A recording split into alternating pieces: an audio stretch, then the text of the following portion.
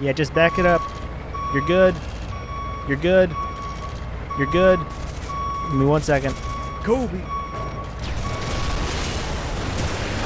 You're good. Is Red Faction Guerrilla Remastered any good? To answer that, we have to ask ourselves a few questions. Is the original game good? What kind of remaster is this? And how long is 9 years? As far as 2009 standards are concerned, Red Faction Guerrilla was a decent game. Where the story and voice acting leave much to be desired, the core gameplay was actually kinda fun. You play as demolition engineer Alec Mason, not to be confused with Alex Mason, who takes over his brother's role in the Red Faction, a group of freedom fighters trying to liberate control of Mars from the Earth Defense Force. The EDF are wiping out towns. Alec, we need help. Hey, you got me to a nutshell of Earthside. Just want to do honest work here. The EDF polices the people of Mars into almost slavery, but I'm gonna make the hot take and call it slavery anyway. Once your brother bites the bullets in the first 15 minutes, spoiler alert, you take his place, fighting area by area to liberate the people of Mars. The game revolves around demolition. You can destroy anything that isn't terrain, netting you salvage that you can use to upgrade your weapon arsenal, which you can use to destroy EDF bases, netting you salvage, and so on and so forth. お前はもう死んでいる。何?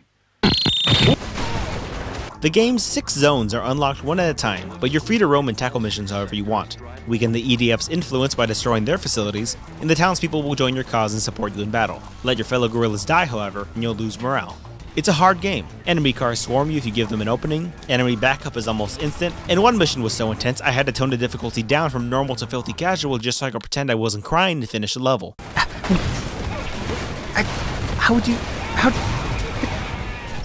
That being said, it's decent fun. Graphically, it's what you'd expect from a previous gen title. Textures and sound quality suffered on the original, so this remaster gives the visuals room to breathe. Speaking of remaster, what kind of remaster is this?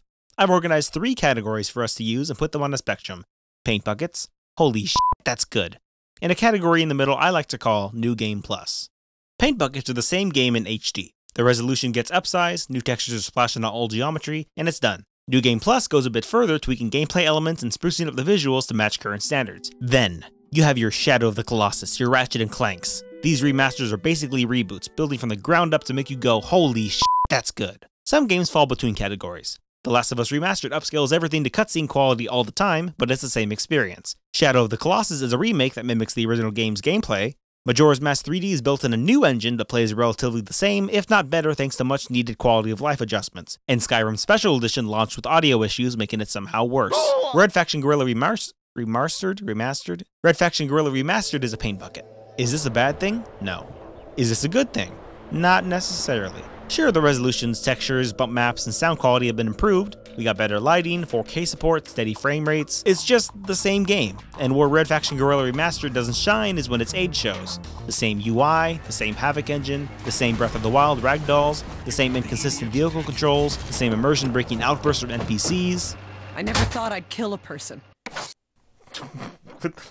All of it made the switch to current gen. I like Red Faction Guerrilla. I'm sure many people love this game, but 9 years is a long time without re-evaluating the game's strengths and weaknesses. If you've been hampering for another trip to Mars, you'll find yourself immediately at home, for better or worse.